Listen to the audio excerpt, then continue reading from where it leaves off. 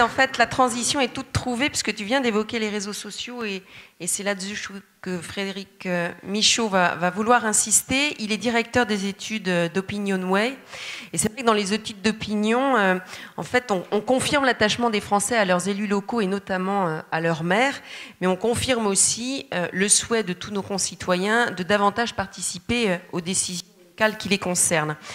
Il a été beaucoup question des outils démocratiques, on a parlé du référendum, mais quid du numérique? Et tout à l'heure, en introduction, Benjamin Cauchy, il a dénoncé les réseaux sociaux. Donc il y a beaucoup de choses qui se passent sur les réseaux sociaux et c'est vraiment quelque chose qu'on ne peut plus ignorer aujourd'hui. Donc vous avez la parole, merci. Merci, bonsoir à tous. Merci, cher monsieur, pour votre invitation. Je suis ravi d'intervenir et d'aborder ce thème de la démocratie numérique. Il y a beaucoup de noms, on parle de cyberdémocratie, on parle d'e-démocratie, on parle de démocratie numérique, de démocratie digitale. Tous ces différents vocables recouvrent à peu près la même notion, c'est comment utiliser Internet pour développer la démocratie, voire peut-être pour la revitaliser ou pour la revivifier. Donc on voit qu'on est en plein dans le débat, et si je puis dire, dans le grand débat, il y a aussi cet aspect participatif dans le grand débat. Alors quand on interroge les Français sur leur perception d'Internet comme outil de levier pour la démocratie, on a des perceptions assez simples. Hein. Les Français voient très nettement Internet comme un outil bénéfique pour la démocratie. Ils estiment même qu'Internet et les réseaux sociaux sont un vrai progrès pour le débat plus public. Et ils sont même très optimistes à ce sujet, ils considèrent que c'est un outil d'expression, un outil de politisation, c'est-à-dire de sensibilisation des jeunes à la politique, un outil d'amélioration du fonctionnement démocratique, un outil d'échange avec les élus et même un outil de lutte contre l'abstentionnisme. Donc les perceptions générales, a priori, sont quand même très positif. Vous voyez qu'Internet, les réseaux sociaux, spontanément, sont parés de toute une série de vertus et qu'au final, pour les Français, ils permettent de renforcer l'influence des citoyens sur le comportement des élus, sur les décisions des élus et leur permettent de mieux faire entendre leur voix auprès des élus. Plus précisément, Internet paraît apporter une réponse technologique à deux attentes qui sont extrêmement fortes et qu'on voit dans toutes les enquêtes d'opinion. Première attente, ça ne vous surprendra pas, c'est une attente de renouvellement du personnel politique, en tout cas renouvellement des pratiques, des comportements politiques. Ça a été rappelé à nombreuses reprises ce soir. Évidemment, c'est l'illustration du dégagisme de 2017. On le voit aussi, cette attente de renouvellement dans la crise de défiance que nous vivons actuellement avec les Gilets jaunes. Elle se traduit de deux façons. D'abord, une attente d'une plus grande proximité. Et de ce point de vue-là, vous avez raison, monsieur le maire. Le maire est l'élu préféré des Français. C'est le seul qui est épargné par cette vague de défiance généralisée. Tous les autres élus, y compris les conseillers départementaux, les conseillers régionaux, évidemment les élus nationaux, sont atteints par une crise de confiance extrêmement forte. Il y a un seul élu qui conserve la confiance d'une majorité de Français, c'est l'élu local, c'est le maire pour les raisons que vous avez évoquées. Et de ce point de vue-là, pour répondre à cette attente de proximité, Internet apporte une réponse très forte, pour les Français en tout cas, qui nous disent que Internet et les réseaux sociaux permettent d'être plus proches des élus locaux, mais aussi de se sentir plus proche des élus nationaux. Donc, première attente, une attente de proximité à laquelle semblent répondre Internet et les réseaux sociaux. La deuxième attente qu'on voit aussi très nettement s'exprimer en ce moment, c'est une attente d'écoute, une attente d'expression et d'écoute. Vous connaissez peut-être une étude que nous réalisons pour le CEVIPOF depuis une dizaine d'années, qui s'appelle le baromètre de la confiance en politique. On vient de publier la 10e vague en janvier. Dans cette étude, 85% des Français nous disent que les responsables politiques en général se préoccupent peu ou pas du tout de ce que pensent les gens. C'est un des chiffres qui illustre cette défiance, 85%. C'est énorme. De la même façon, un bon responsable politique pour les Français, c'est avant tout, je cite, quelqu'un qui sait prendre l'avis du plus grand nombre de citoyens avant de décider. 3/4 des Français partagent cet avis. en progression de 8 points par rapport à l'année précédente. Une progression de 8 points, c'est quand même une progression extrêmement forte. Donc vous voyez que cette attente d'écoute est extrêmement puissante. Donc, attente de renouvellement d'une manière générale, plus de proximité, plus d'écoute, voilà ce que permet Internet pour les Français. Puis la deuxième attente, ça a été dit aussi plusieurs fois ce soir, c'est cette revendication d'exercer le pouvoir. D'être davantage associé en tout cas à la décision politique. On peut lire l'approbation du référendum à travers cette grille de lecture. Le référendum, c'est aussi un moyen que voit le peuple pour retrouver davantage de pouvoir et réinscrire sur l'agenda politique des sujets dont il déplore l'absence. La critique du pouvoir, elle se couple aussi avec une volonté de participation accrue. On a ce désir d'une société plus horizontale, plus démocratique, on en a beaucoup parlé en 2017, et ça c'est une attente qui est extrêmement forte. 74% des Français, donc 3/4 d'entre eux, déclarent que les idées doivent venir des citoyens pour aider les élus à agir et à décider. Donc 3/4 des Français qui pensent, d'une certaine manière, qui nous font l'apologie du basisme. C'est-à-dire que les élus doivent venir, les idées doivent remonter, les suggestions doivent remonter du peuple. C'est un souhait, un désir qui traverse toutes les couches de la population.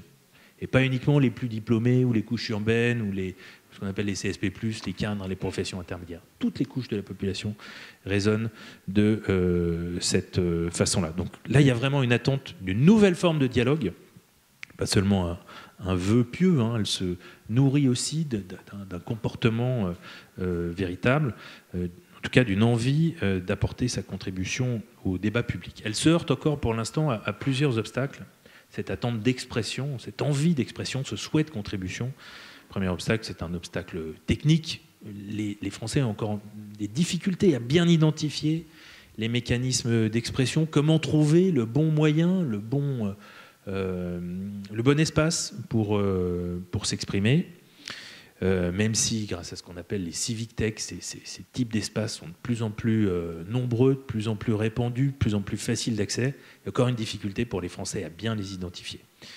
Et puis au-delà de ce frein technique, il y a un frein qui est plus profond, c'est le sentiment que son avis ne sera pas pris en compte.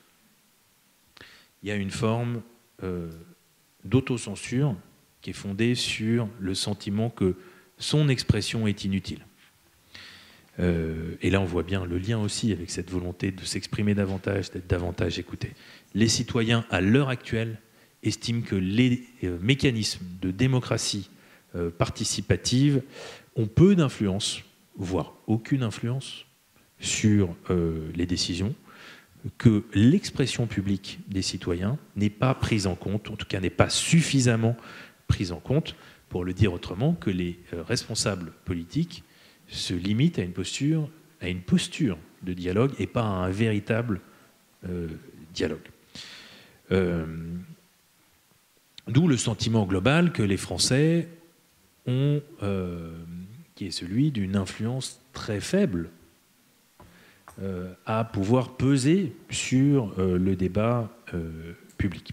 Alors pour autant, ce sentiment d'une faible influence ne les empêche pas de s'exprimer de plus en plus et de participer de plus en plus, d'utiliser de plus en plus de moyens numériques pour s'exprimer, pour participer au débat.